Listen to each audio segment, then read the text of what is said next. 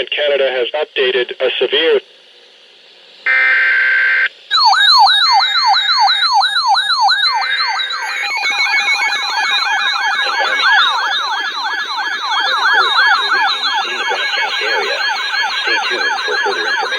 L'Environnement Canada a émis un bulletin de conditions météorologiques importantes pour les régions dans la zone de diffusion. Restez à l'écoute pour plus d'informations.